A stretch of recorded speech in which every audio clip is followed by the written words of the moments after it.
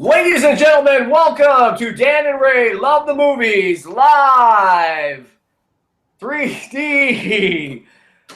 We have no budget because we are just a couple of guys who are best buddies, have been for a long time. We met when we were at work over 20 years ago through the love of movies, basically. And all of our friends and family have said, hey, you guys have got to keep this going. And finally, technology have caught up with us. We've caught up with technology a little bit, as you can tell, not that much yet. And we're going to talk about movies. Dan's on the West Coast. I'm in the Midwest, so you got a little different angle there. We're going to talk about how we love movies. It's our love of movies. We're not going to spoil movies for you. We're going to talk about how we love all different types of movies and the different things in movies that we love. So share with us your love of movies as well. Dan, take it away. Thanks, Ray. Good morning, everybody. It's great to be here again with you. As Ray said, we love the movie. So when we talk about movies, there's no hidden agenda. We're not on any payroll. In fact, that could be a serious problem. But we're not in business. So when we talk about the movies, we tell you what we love. No hidden agenda. We're talking from the heart.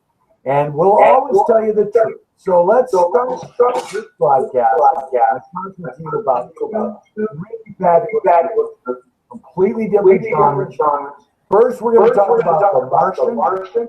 Ridley Scott's great film. Talks about how you MacGyver. And then we're going to talk about Bridges. So hey, I'm going to actually begin your talk on The Martian. The Martian, I'm going to tell you first off, I know we said no spoilers, but everybody dies at the end. And I have to say this so you know going in, it's okay, all right, so no one dies. Okay, but The Martian is based on the best-selling novel. And I will tell you one thing, though. LA should consider hiring Matt Damon. I've got Princess Leia here with me because she is my protector. I'll put this down because it's distracting. But I will tell you that they should consider hiring Matt Damon to solve LA's water crisis. I'm just going to tell you that right now. But in all seriousness, the movie is layered beautifully. If you're a science teacher, you're going to be thrilled to death that they are talking about science in a fun, exciting way. I think they've done a beautiful job here of putting humor, of pathos, of the human frailty is in there as well too. A lot of drama.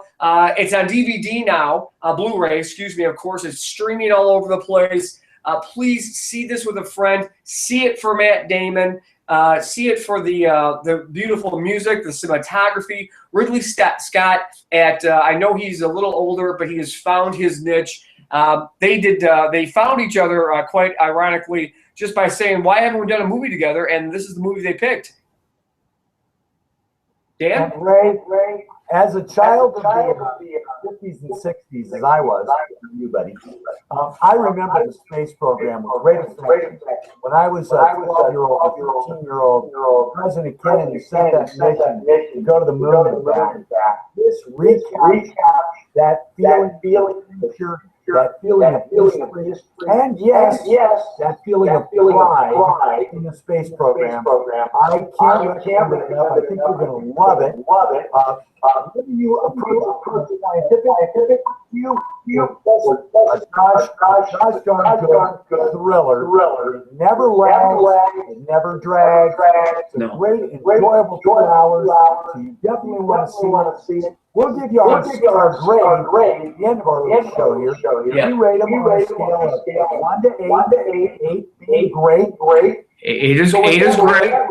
8 is great, but I want to talk about Bridges. I will tell you, though, it was one of my favorite Martians. I will tell you that much for sure. I will tell you, Bridge of Spies, I am a Spielberg nut, have been for ever since I saw Jaws. I did not know that he was the director because I was but a young pup. Bridge of Spies, a wonderful film that dragged you through the 50s and a little bit of the early 60s to talk about a true story involving a spy that needs to have legal representation in our country. And that is the crux of the story, right, Dan? Yes, yes. And once again, Ray, I was there. I remember the missile crisis. I remember the bomber, five planes that shot down the B-2, and this rhythm look at new history. Yeah, I totally agree. And the great thing about this movie is it takes the dichotomy of what do we do in our country when we have to protect people who we don't agree with. And these things are happening today little by little. And so what do? We don't agree with the person, but yet we have to give them legal representation. And it's that struggle. But Spielberg does a great job, as always, of weaving the family into it. Right, Dan? Yes. And you see the... Tom Hanks, once again, takes the common man and makes him larger than life at the same time, but he feels absolutely real. And in fact, when the credit card goes at the end of this movie, I want you to make sure in the theater, read the bio actual character. Because they did a great job of almost underplaying what this individual actually did. Well, you know, good point, and I challenge you not to be, again, no spoiler, I challenge you not to be moved, not to be touched, not to take action on your own to be a better American and to be a better person somehow after you see this movie. A couple key points. John Williams did not do the music, ironically, for this film. He had taken ill a little bit somewhere before this was production started, so he could not do this particular film. And also the Coen brothers did some of the co-writing on this. I don't know if you're aware of this. And so that might be some of the quirkiness that you see in the writing, especially for, and we like to say why to see this film. See it for Tom Hanks, see it for Spielberg. You'll see some of his trademark movement of the camera, especially when the flash bulbs, the old-time flash bulbs, right, Dan, hit the floor in the scene in the courtroom. You'll see that. Just great cinematography. If you're a fan of filmmaking, see that for him and see it for the spy himself. I apologize. This does a great job of taking you back to an era that's almost in the realm of forgotten, bringing it beautifully alive.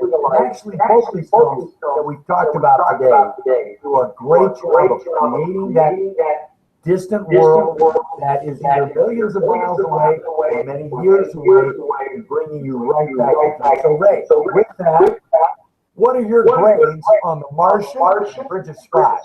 On a scale of 1 to 8. 1 to 8 because 8 is great, as we say. The Martian gets a 8 from me. It gets an 8. What about you, Dan? What did you say, Ray? Did you say an 8? An 8. I would almost agree on this one. I'm going to give it 7.5. Yeah. Don't know why I'm not giving it an 8. I loved it. But for me, an 8 has to be all time, right at that corner. Don't be disappointed. I might 7.8. I'm going to go 7.8. 7.8. Yeah, 7.8. Not quite an 8. I know. I got excited. What about you? We're going to shoot to you for Bridge of Spies. What are you giving Bridge of Spies? Bridge of Spies, I am actually the same. I'm going to say 7.8. 7.8. I am going to tie with you, my friend, and say 7.8 as well for Bridge of Spies. I'm telling you, this movie will captivate your heart and your mind. It is a thinking movie, but it entertains, because a movie does have to entertain you in ways that you might not want to think about it in the beginning. Right, Dan? That's exactly right. And it's so engrossing.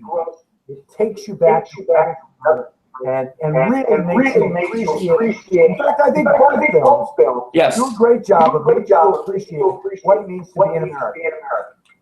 Good point. That is, and we don't intentionally do this, but that is a good theme. We don't think of themes. We're busy guys. We don't have time to do all that kind of stuff. Right, Princess Leia? Right, exactly. So Princess Leia is my guardian here. So, well, listen, our time is up here. We've got our popcorn here as always. So thank you for that. Delicious. Great popcorn. All right, listen, we have been framed. Thank you so much. It's been great. We'll have more for you next time. We don't know what, but I'll tell you what. What's been great is we have saved all this, as you can see here on this disc, Dan. I've got this all saved on these floppy disks. Yeah. So modern technology, Dan. Thank you. There you go.